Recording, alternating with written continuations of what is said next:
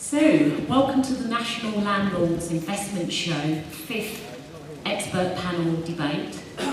I'm hoping that it's going to be a very interesting one with lots of questions posed directly from you to our expert panel. National Landlord Investment Show have actually been in existence, I think, for sort of 5.5 years. And I have to say, as long as I've been speaking on the property circuit, I've never seen the talent of expertise that is just in the exhibition hall, on stage, everywhere today. So I'm really hoping that you are going to, make use of that for the whole day. So before we begin, and before I introduce you to our panel, I just want to get a few sort of housekeeping rules in order. First of all, can I have sort of everyone to sort of silence their phone or turn off your phone, whatever is good for you. If you have a question, I do have 2 people with mics that will shortly appear. Is one of them in the room already with me? No, but they will be coming shortly. So if you have a question, if you can raise your hand, and then the mic will come to you. Don't speak without the mic, please. So let's get on with some introductions, our panel for today. So first of all, and to my left, we have Paul Mahoney, who is the founder and managing director of Nova Financial Group. You've probably actually seen some feedback forms on your chairs as you came in. You've all got them? I'd highly recommend that you fill those in. There are going to be 2 representatives either side of doors that you exit, because you could win... What is that? Is it an iPad Air? 6th generation iPad. 6th generation iPad. When are you doing the draw? At the end of the day. So everyone fills in the forms and either returns them to my colleagues at the doors or to our stand, which is just at the entry. We'll go to the draw and we'll draw the name out of the hat at the end of the day. So it's £250 worth of iPad. So it's worth filling out that form. And thank you for being our sponsors of today's debate. Thank you, Nova Financial. The next person that we have is Sarah Davison. Sarah is a well-renowned journalist. She's an editor and reporter at the Mail Online, and she writes for This Is Money. She writes a lot on buy-to-let and also pensions, and she very much writes with the consumers in mind. They have 6 million users per month. I'm sure that you've all read them at some point. Tony Gimbel, well, you've been on the panel 3 times?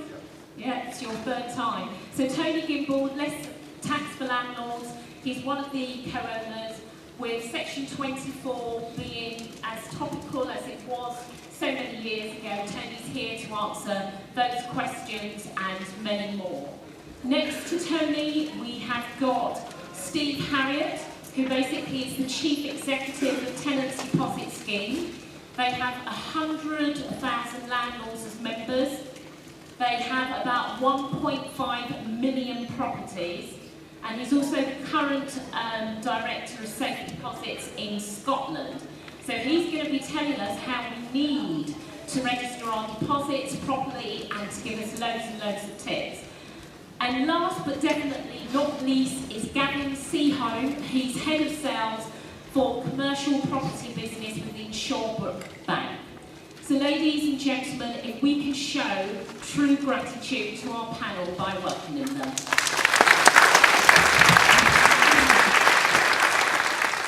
I'm going to kick off with a question then that was sent over to me, which I'm going to actually start with Sarah.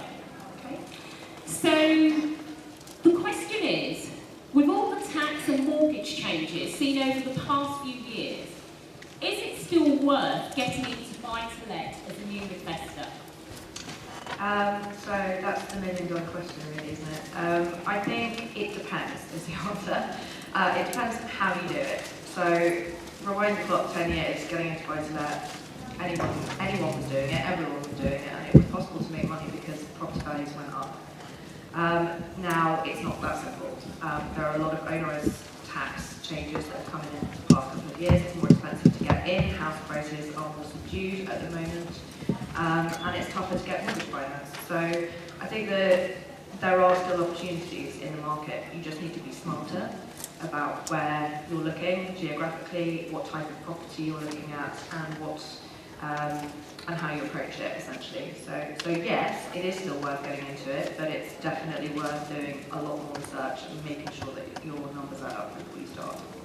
If one was trying to be smarter, what type of area then would they be looking? And let's take London, because we're here in London. What would be a good area in London, and what type of property? Well, tricky. I think most people agree that London doesn't have as many opportunities as other big cities in the country. So what we're seeing is a lot of landlords move out of London and into cities like Birmingham, Leeds, Liverpool, Manchester, because their capital values are lower, and so you are likely to make a bigger return. Also, your yield is going to be better because the capital outlay will be lower. But there are still opportunities in London. I think what we're seeing here is people look at HMOs, multi-lets, semi-commercial stuff, and also adding value ahead of letting out. So buying a property that maybe isn't mortgageable using short-term finance, say it's not got a bathroom or it's not up to standard, then improving it over the short term and then putting it, refinancing onto buy-to-let and then making money that way. I don't know if the others would agree. Oh, what would you add to that? Yeah, I agree. London's a tough market at the moment due to a number of factors. Changes with regards to mortgage serviceability, around actually being able to generate the yield to borrow a decent amount.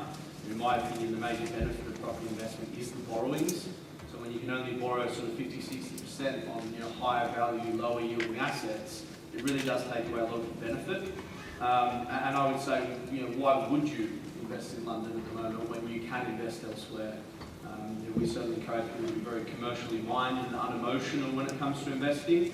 And I completely agree with what Sarah said, so far as places like Birmingham, Manchester, Liverpool, there's just a lot more going for those cities from a capital growth and rental yield perspective, and just general fundamentals like infrastructure spending, population growth, economic growth. All of those things are a lot more positive in those cities for the short to mid-term at least when compared to London. So both of you seem to be implying that London's a little bit exhausted now with buy-to-let. It's had a very good run. We're about 80% above the 2007 peak property prices in London. All markets are cyclical, so you can't expect prices to continue to go up indefinitely. When you compare that to the other cities, for example, they're nowhere near that level. So, in my opinion, there's a lot more value to be had. Okay. Gavin, do you add anything to that? Yeah, I agree with guys. We've seen that shift from an earnings perspective from the now recent high level. It sort of quantifies that. Well, people are chasing better yield. London is suffering from that. House prices depends on the strategy of the investor as well. If your strategy is for appreciation and growth of an asset, then maybe stick within the M25 and ride it out for a bit longer. But if your business model with the changes that are at the moment is more about yield, then you'll probably be better off looking further afield in the cities that guys mentioned as well, especially. Right. Does anybody in the audience has anybody bought recently in London? When I say recently, some point this year, or even last year, the year. 2 people. So the next question, Tony, this is going to start with you. Should landlords actually fear a hard Brexit, Corbyn at number 10, or a continued attack on landlords by a Tory Chancellor? The answer is yes to all three questions.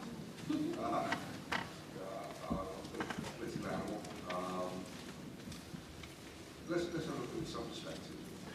Landlords are a visible, vibrant, diverse market who contribute a great deal of money to the economy and provide, in fact, are now probably the largest social landlords in the country.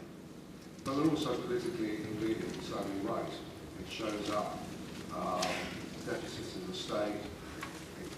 It's easy to divide it left and right. Tenants, landlords, there's always a conflict. And government of any colour needs revenue. We're a aging population. National insurance will never ensure the money's got to come from somewhere. But the government will only attack a successful sector, a simply regulated successful sector. Tax is the price we have to pay to be able to talk about tax. So regardless of your politics, the one thing that all governments do is business. This business generates revenue, keeps the economy going, and has done for time in the world. And if you're running a professional property business, working within the system, acting like any other business does, then whoever's in power, there'll be more ups and downs, there'll be short-term pain when the pendulum swings the other way, as it consistently does in UK politics. Brexit, specifically, it's here, whichever, there isn't going to be another people's vote, referendum, plebiscite, whatever you want to call it. Whether it's a hard Brexit, whether it's a soft Brexit, people still want to live here. Just look at the audience. So in or out, demand will exceed supply. So whether it's London or the north or the east or wherever, people want to be here right out the storm. So is there anything to fear? Only if you accept we all suffer from the same accident as became landlords. If you're like any other business, making the right investment decisions for the right reasons, government needs businesses. And well-run, well-regulated sectors are profitable and sustainable all round. In other words, it's going to be what it be, work with the system, suck it up, you'll come out the other end if you're not too heavily geared and you're not making too many losses. Right. I want to just ask you to explain something, because you use that word professional property business. In a nutshell, Tony, what exactly do you mean? Okay. Just in a nutshell. In a nutshell, 95% of businesses are 95% the same. You take an intellectual property, or a commodity, or a sum of capital, add value to it, and hopefully sell it for a little land, costing the whole process. You do everything that any other business would. An exhibition hall, show organiser, law firm, accountant, fruit shop, newspaper.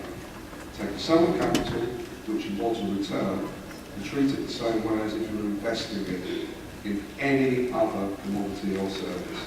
Behave like a business, and it is a professional property business. Not just somebody who's inherited filthy properties. It's just looking to get a few quid in rent by way of pension, and is the true accidental landlord. You're a business. Okay, so are you saying the days of the accidental landlords are coming to an end, or have they ended? It's going to be hard now to grow by accident. You may start that way, you will inherit a property, or shack up together, have a spare property, have some spare money, buy another property because you can. If you're accidental landlords won't go out, but you have to treat it as just a small savings plan, as opposed to a professional property business, which is going to be your pension, and capital value, will continue after you've gone. They'll still be there, Okay. but it'll be harder to bridge the gap between just having one or two properties and being a proper recognised business, being fully sustainable.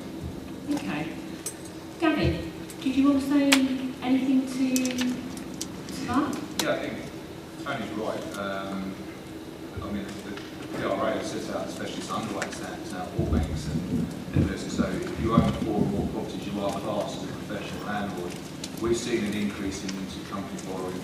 Well, we've always done it, but recently I think we're running into sort of late 80% now on new applications for intercompany. So you can see that the sector is either already or is getting more professional. Like Tony said, the government want that. They can see it then. You know, they can keep an eye on it a bit more. It's a bit more visible as limited companies as a business. But yeah, I echo what Tony said. If you create the right platform and the right investment strategy and treat it like a business, then you should be able to ride out the storms that are being put. You know, we've survived the stamp duty, we've survived in the tax changes that have started to be implemented and so on. So I think, yeah, there's obviously, I think there's still light at the end of the tunnel, but I do think that smaller landlord will probably have to reevaluate, and even first-time landlords, people looking to invest in it, is it the right type of investment going forward, or one or two?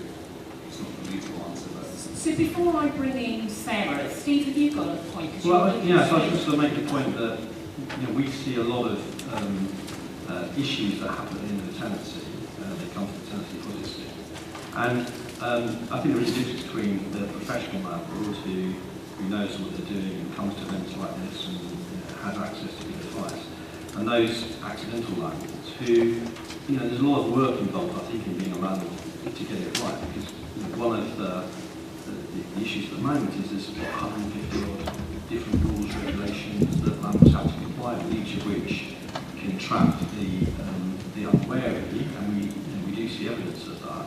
And across the UK now, you're getting a big divergence in terms of how the priority sector operates. So the regulations in Scotland are different to those in Wales, and now different to those in England and Northern Ireland. So those landlords who are operating across borders have that added dimension. So I think you can be a landlord, you can be an accidental landlord, and you can manage a very small portfolio. But I think, from my experience, people need to be wary about that, and if they're going to do it, they need to invest the time and effort in making sure they get this stuff right. Right.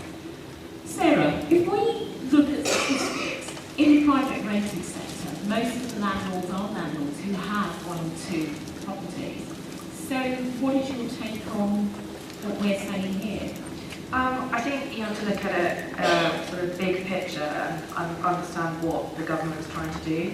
So what we've seen over the past nearly 3 years is the addition of the 3% surcharge on stamp duty when you're buying buy-to-let.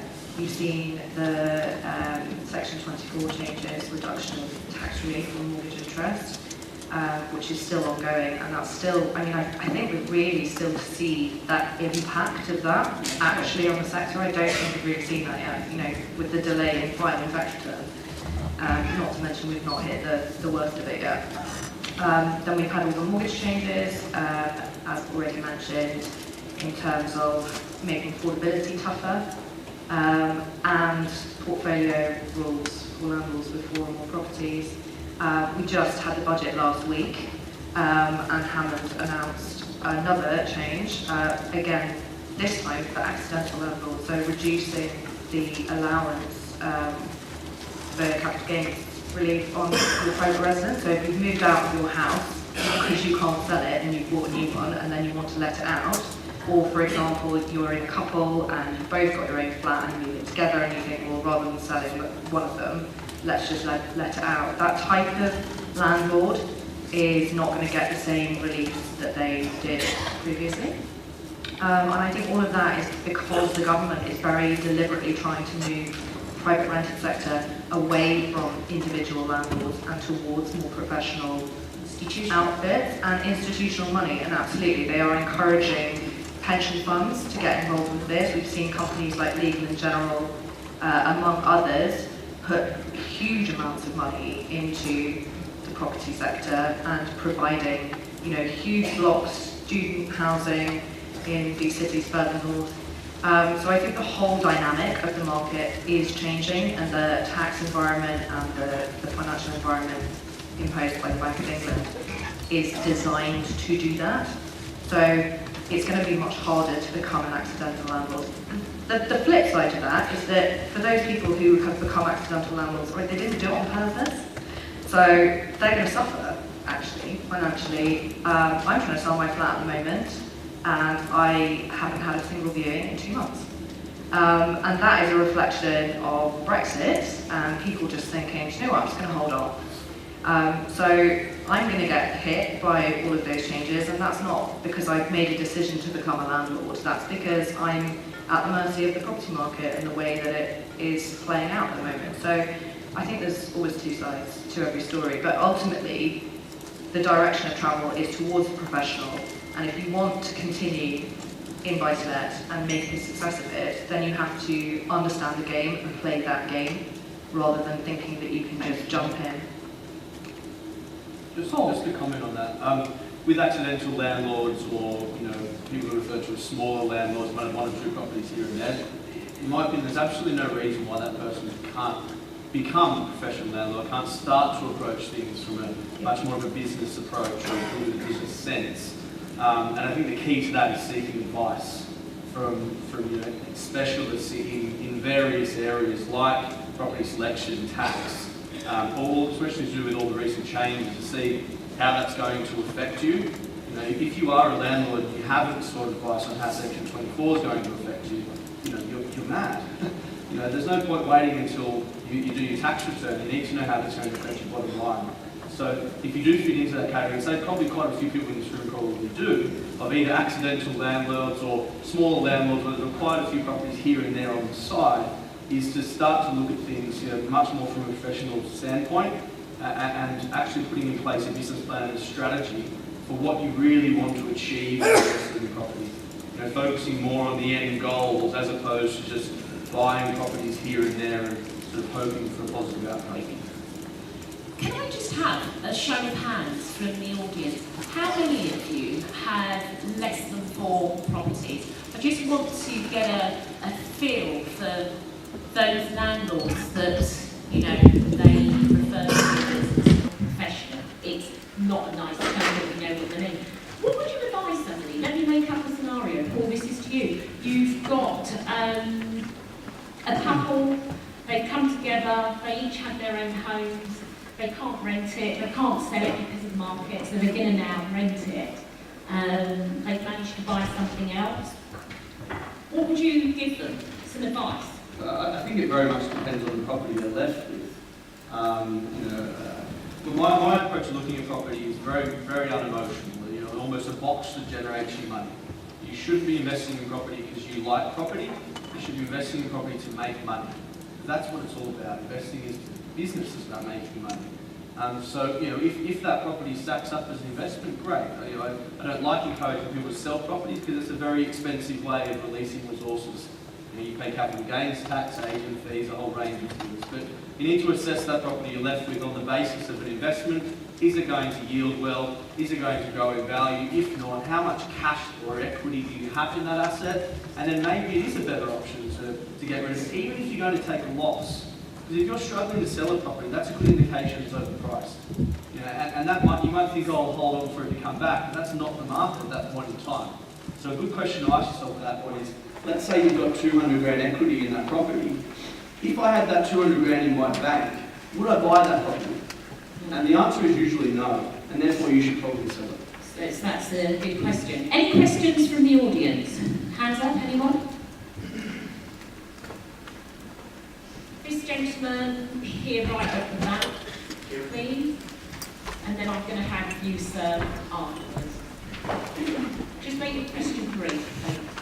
Yeah, with all the changes, I just wanted to raise whether the Airbnb short rental market is a place for landlords to start moving towards more. So basically the question was, in case you didn't hear that, with all the changes, should landlords be going more to Airbnb? Who wants to take that from the panel? I'll pick it up. So Gavin, it's a hot topic at the moment, yeah. So we're seeing a lot of it as well. It's about 2 things really: funding, who can fund it, what lenders have got an appetite out there to fund it, and banks alike, and secondly as well is getting the right planning and things like that as well. So it's not just a quick high yielding chasing sort of we'll do it. There's a lot of them out there. There's a lot of properties. The local authorities are looking at under the spotlight a bit. Is it actually hampering the private rental sector because more and more people are going down this route?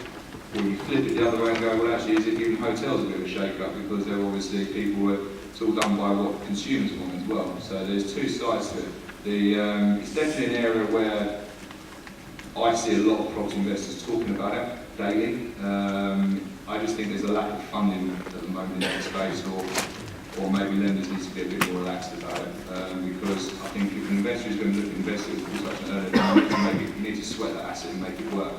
Now, how a lender's going to look at the income from that. Are they going to leave their position as a sort of an AST position, or are they going to look at it as a business offering and work on the accounts or something like that? So that's the sort of area which is a bit great for investors in my eyes, really. Is there any funding out there for Airbnb at the moment? If any, there is there? There is, yeah.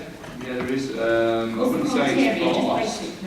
Yeah, I wouldn't say it's vast, but I would say there's probably a handful at the moment lenders that are doing it. But again, it's how they approach it. Would they look at it as a trading business, or would they look at it as purely as an investment? Right. Okay. So your question, please.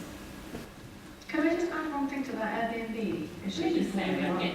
I would just say, I think there's been a lot said about, how to make money in the current buy-to-let environment, and there's always a temptation to sort of jump on the next bandwagon. And holiday lets, because they are exempt from the tax relief changes, so you can still claim your full tax relief on your mortgage interest if you're doing a holiday let, have sort of been heralded as this kind of like, oh, this is the answer, this is what I'm going to do next. And I think that what you have to understand if you're going to go into that is that that's a very different market. It brings with it a whole load of very different risks. The management of that property is much more labour intensive. The risk of void is much higher. The cost of the mortgage will be higher to reflect both of those things. So it depends on what type of business you want to run and if you've got the infrastructure in place to manage that. So on the one side it might look better because you get the tax relief, but on the other your costs might go up, and so you might actually not see any benefit. So I would just make that clear before people think that this is the answer to the problem that we're seeing at the moment. Yeah, and also didn't Sadiq Khan bring in a regulation that in London you can't rent your property in Airbnb? Yeah. So that pretty much puts the kibosh on that city centre top, so yeah, that's exactly it. I'll bring the mic to you, thank you. In a moment. Sorry, Sarah. I would just say that I think that's a really good point, that actually what we're seeing is a lot of change. Barely 6 months goes by without the government announcing another change. And if this is seen as a loophole, it will be closed. So while it might be plausible today, it might not be plausible in 18 months. So, just bear that in mind. You go to this gentleman here who's been waiting. Government is tackling it, or looking into it. This is a new thing, and now looking into all council tax to actually make it more like they're looking into charging the landlord business rates. So it might actually be a really bad business decision to go into holiday. So I just wanted to add that because people, like I said, you just jump in, you got to realise the consequences of what you're getting into and the costs that will come up. Another thing to consider, because Sarah's exactly right, we've had a lot of inquiry around holiday lets as I think the easy solution to the current market. And because of the restrictions with lending, because the rates are likely quite high and there's much fewer lenders, and usually the loan to values are much lower as well. Another thing you need to consider is the actual return on your cash in that type of investment, because if the rates are much higher and you're putting in a lot more cash, even though the yield might be higher on the asset value, the yield on your equity could be actually lower. Because when you buy to let, you can borrow at 2 or 3% at 75% loan to values. Even with a 7 or 8% yield on that asset, you can be getting 10, 12% plus on your cash. So just because when you're looking at an investment, it's very important to consider the actual return on your equity, not just the return on the asset value. Let's talk about section 24 for a bit. Tony, I'm going to start with you. What's been the impact so far? First of all, before you answer, does everybody in the room understand when I say section 24? Do you know what that means? Please don't be afraid to raise your hand if you don't know. It's fine. We're a family here. Everything stays in this room. I'm glad that somebody was on it. Thank you very much, I appreciate that. Tony, just explain what it is in a nutshell, its impact, and I want to just go through the panel but quickly because I've got lots more other questions. Okay, so section 24 is the capping of mortgage interest relief against tax.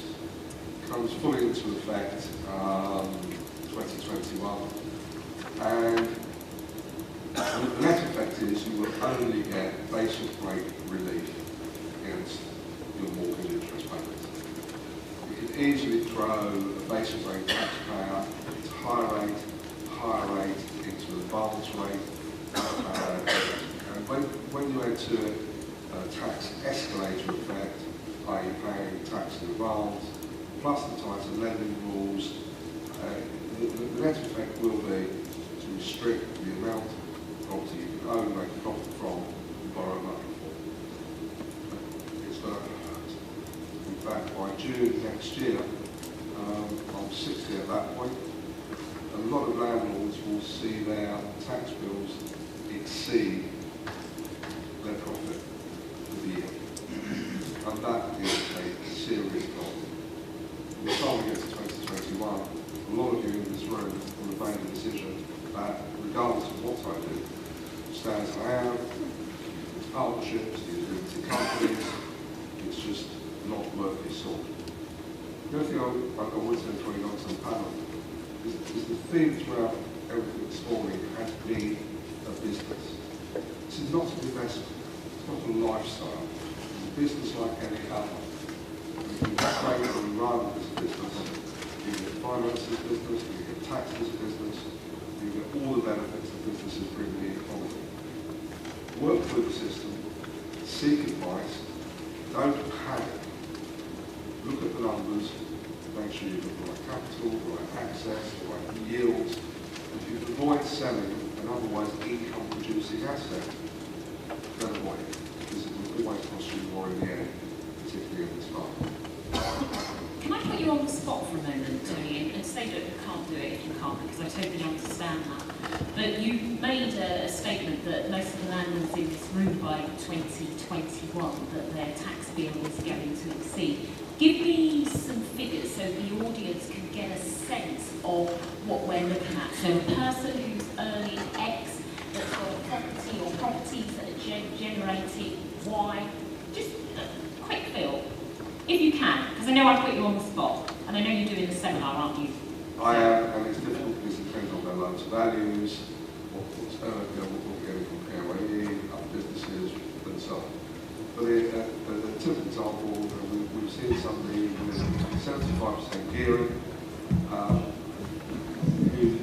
who's earning about 250,000 a year in total, 100,000 mortgages, about 40,000 of other expenses.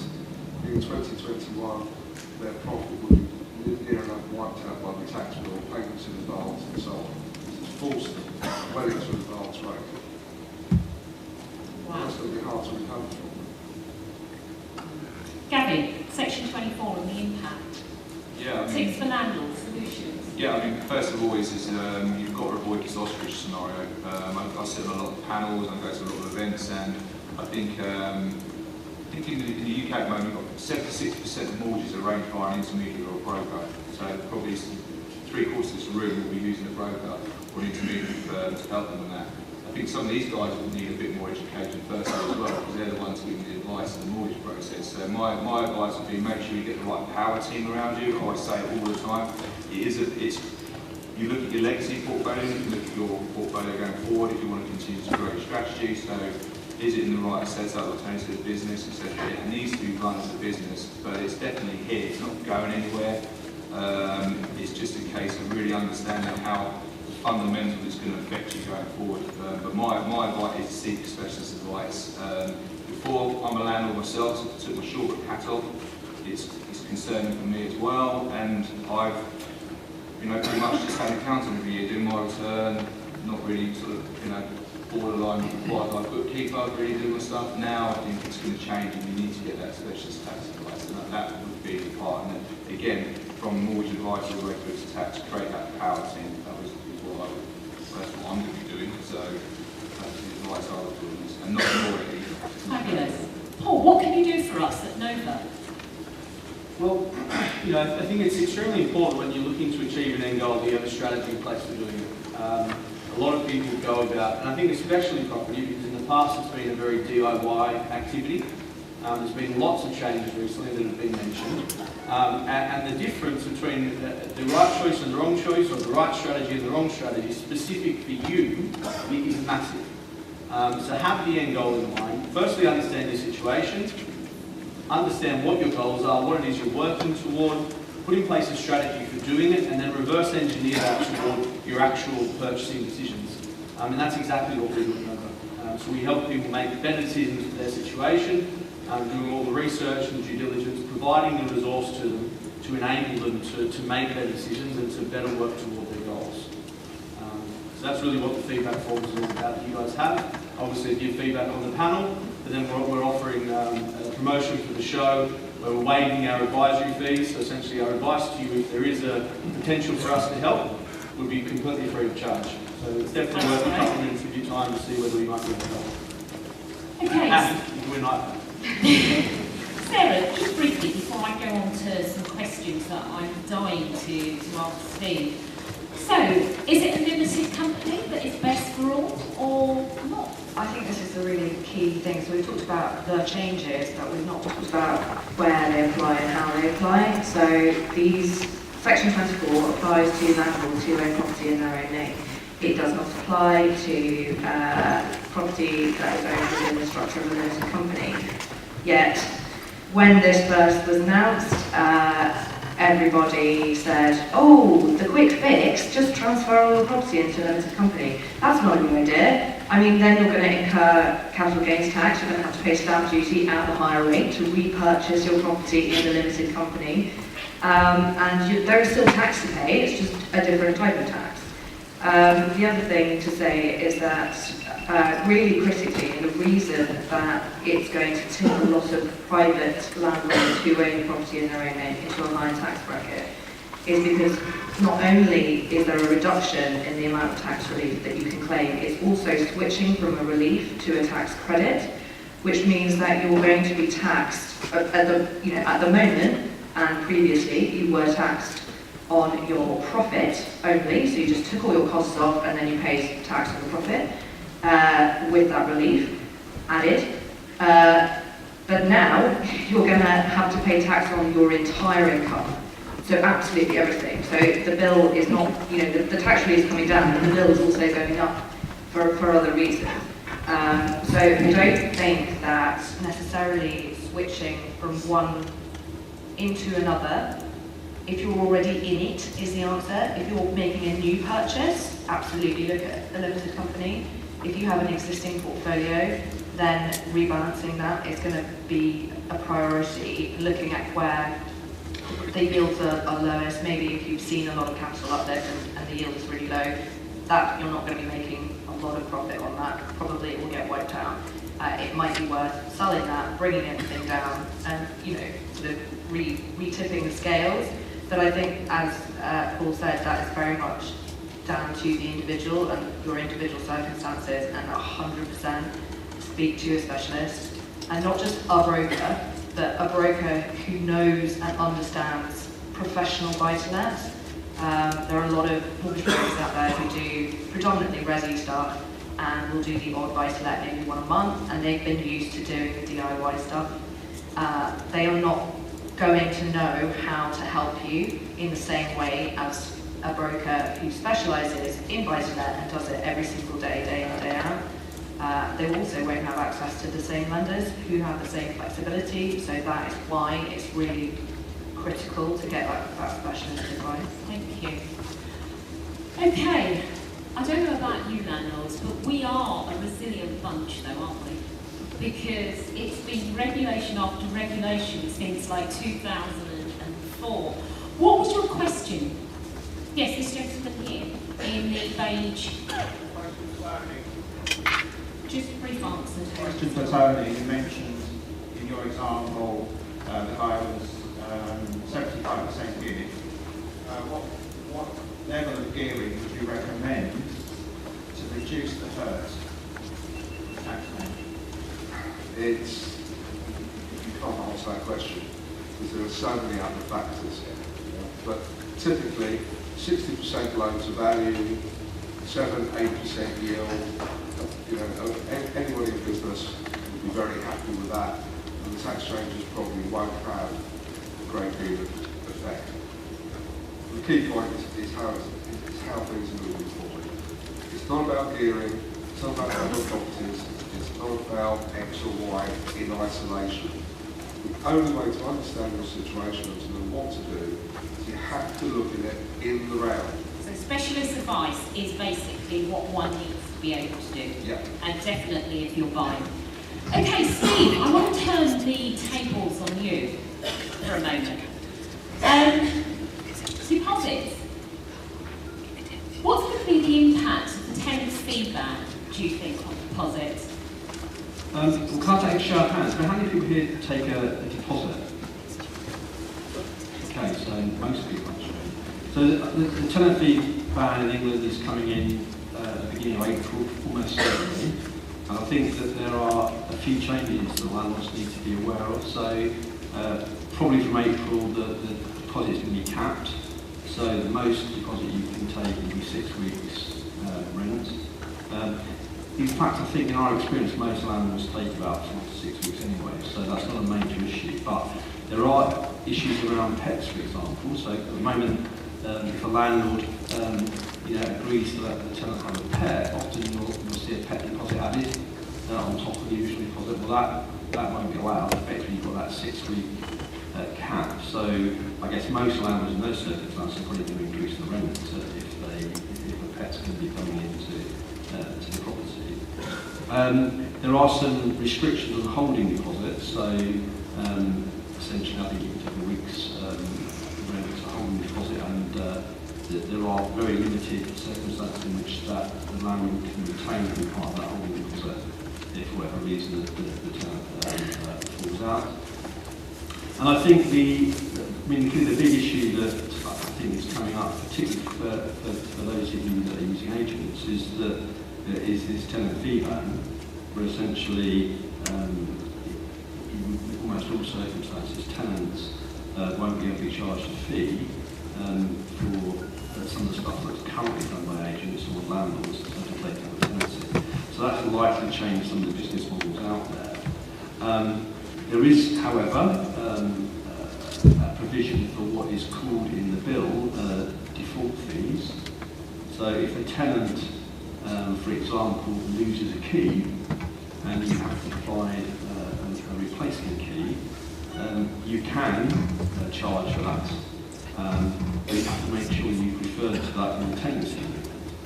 And you also have to provide evidence to the landlord that the price of that key replacement is reasonable.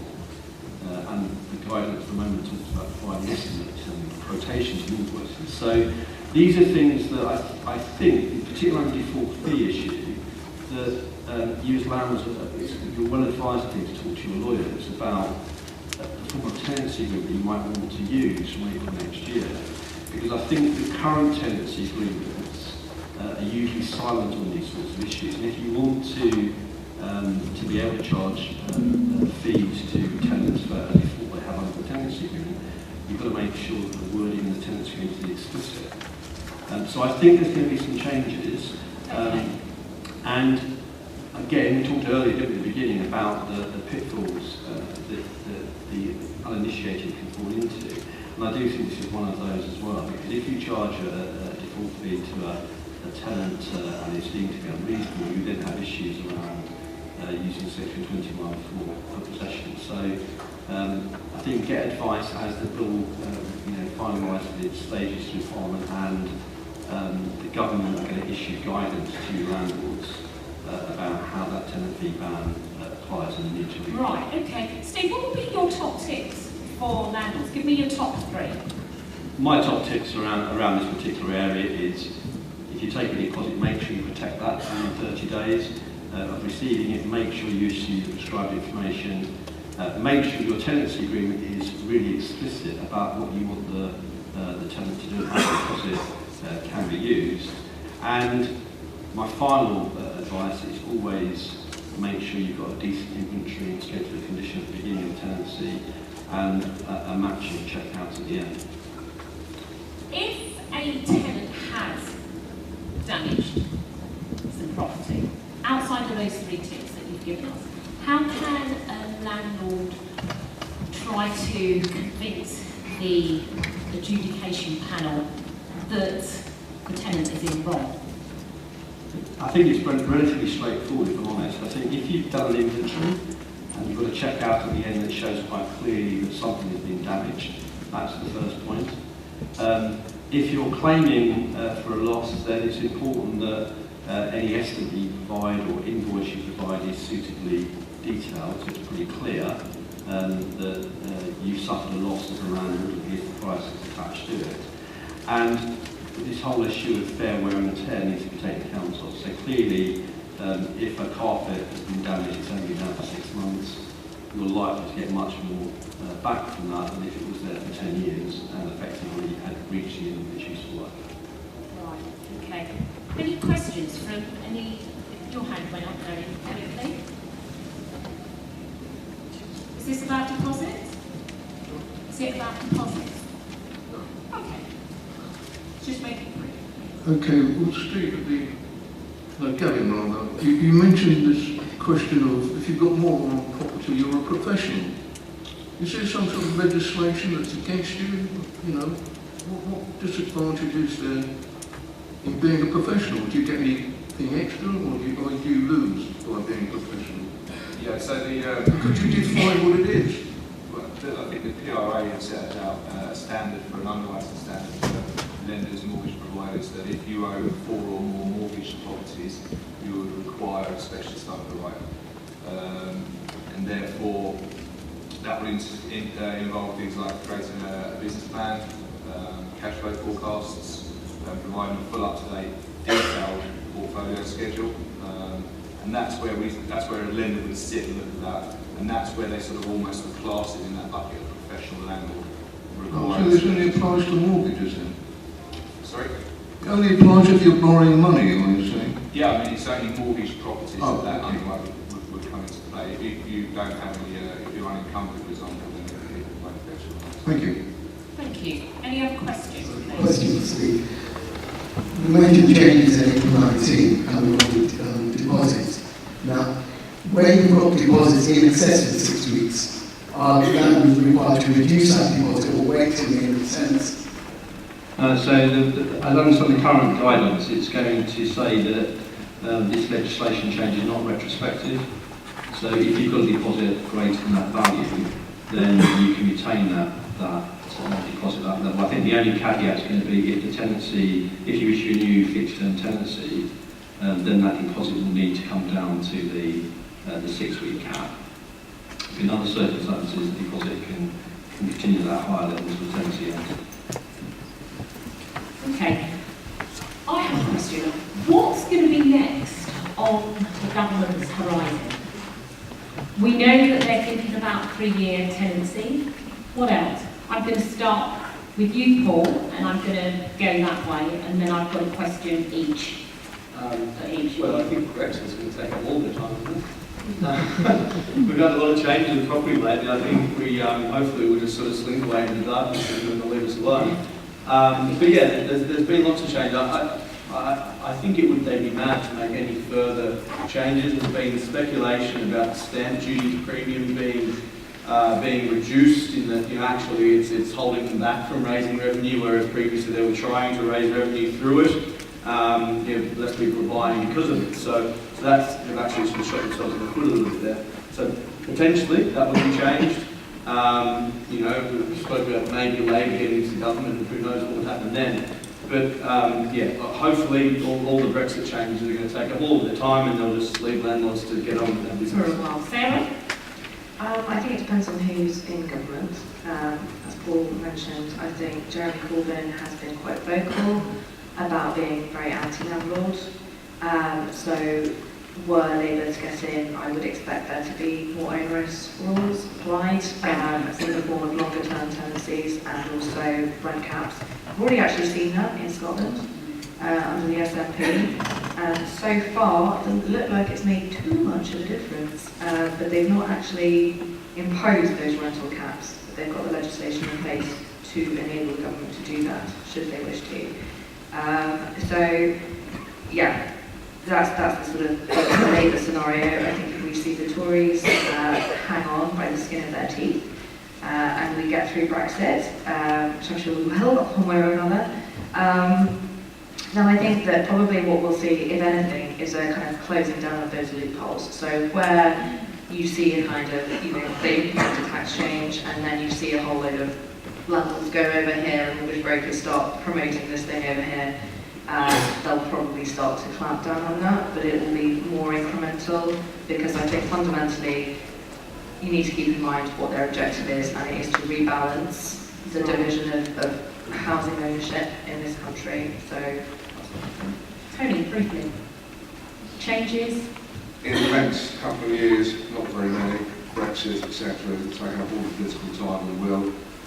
Once Section 24 is fully implemented, so 2021, the government will have lost a shed load of revenue on the surface by people moving into limited companies to get over Section 24. And if you're running, if you own quite a let in a limited company, it's going to be treated as an investment business.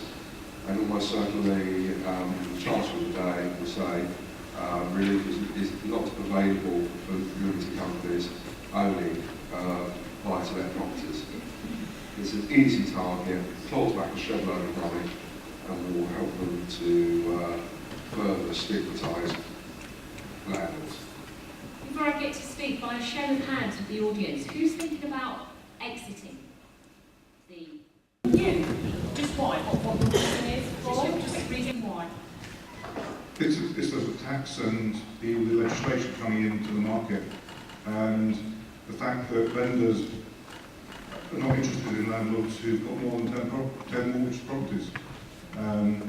So I've been, was an accidental landlord starting in '92, built a large portfolio, and if there was no capital gains tax, or not at 28%, I would sell tomorrow. But we have to plan an exit strategy now. Right. Can I just go to that? Who's saying that, Gavin? Yeah, it's 10 or more property, or 10, and that's the cap. I think you'll find that there's a lot more lenders and mortgage providers out there that are more than happy to look at larger portfolios, be it either refinance or continue to help people on their purchase journey, not just the short, but again in the wider market now.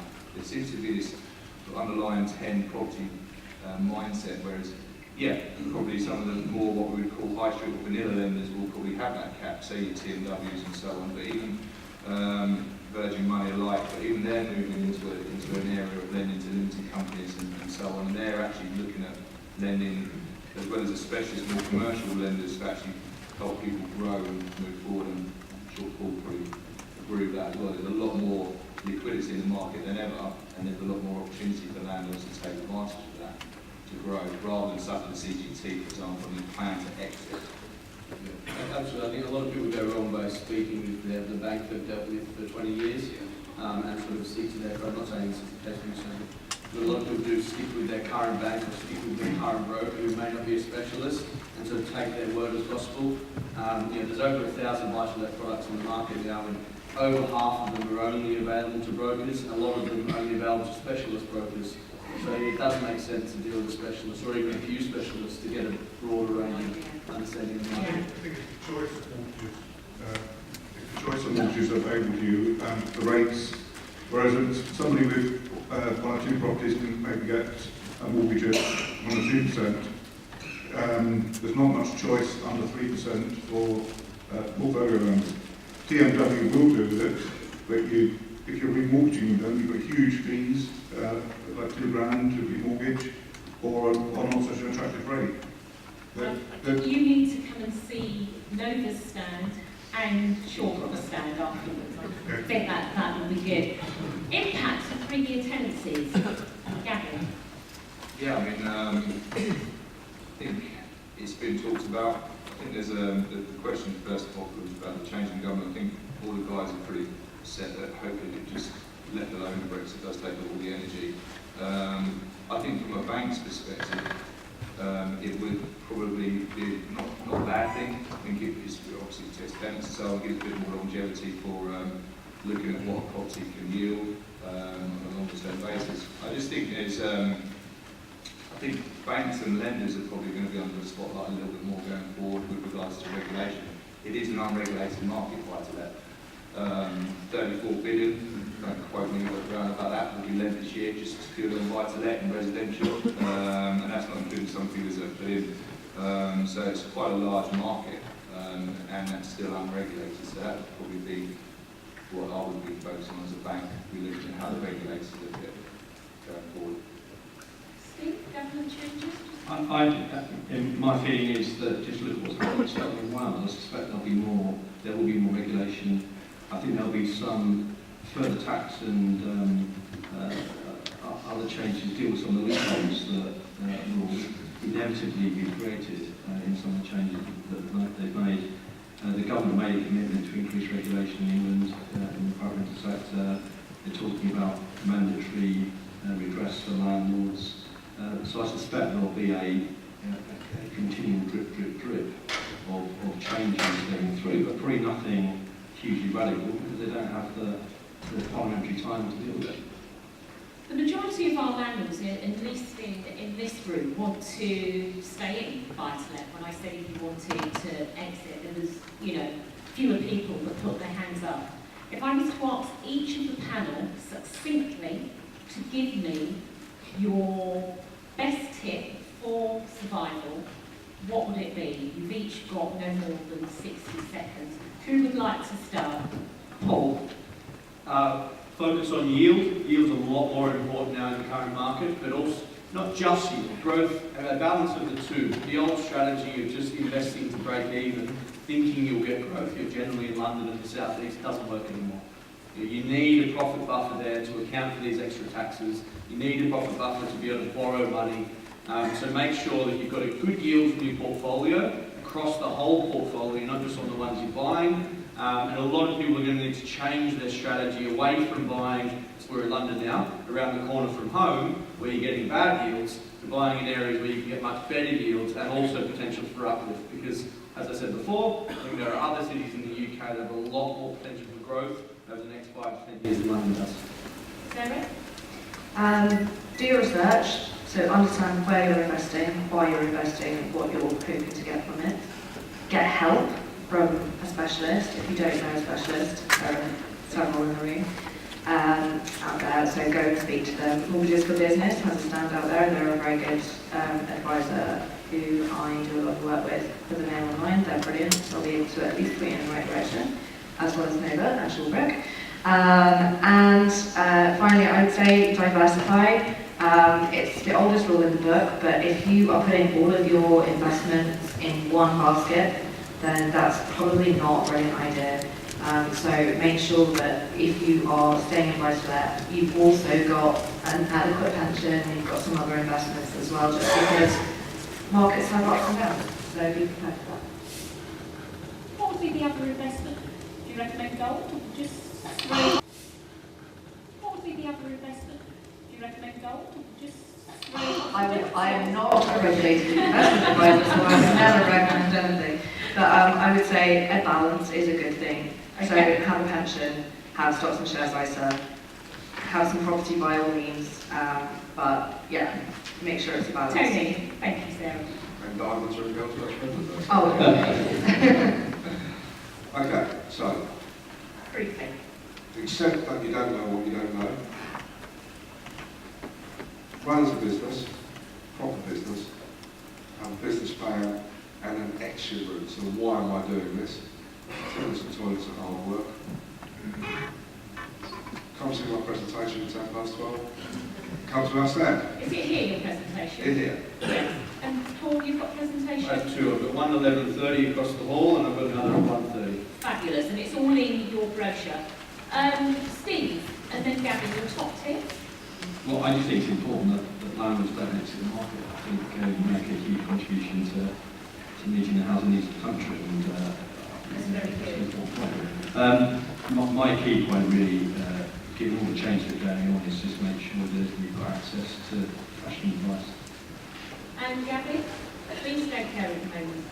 Gavin? I think whenever there's diversity, there's opportunity, as far as I'm concerned. So I'm forever the optimist. I think you need to look at your strategy. get the right advice. I think that's been key from today. I think looking at other options, be it the asset type. So will it be commercial, not just residential? We focus a lot on sort of residential buy-to-let. There's lots of other opportunities for creating value. That would be my tip. And if you are looking further afield, as Sarah touched on, you really need to know the market where you're going to and why you're going to invest in them. Everyone's looking at HS2, around Birmingham, for example, that's sort of a bit booming at the moment as well. So just making sure you know your market and getting to understand the local market, tenancy caps, rental caps, that sort of thing. Thank you.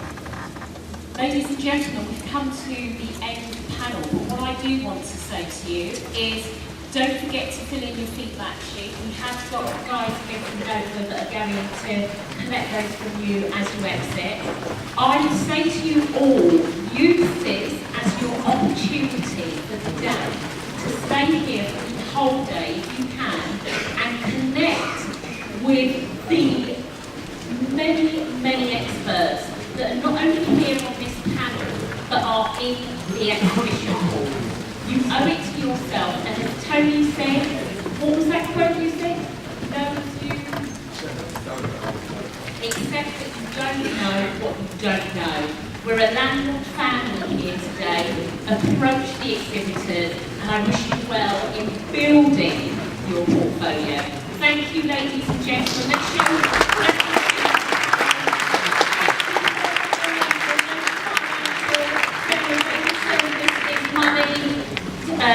Tony Gimball from Less Tax for Landlords, Steve Harriott from Tenants Deposit Scheme, and Gavin Seaholm from Shawbrook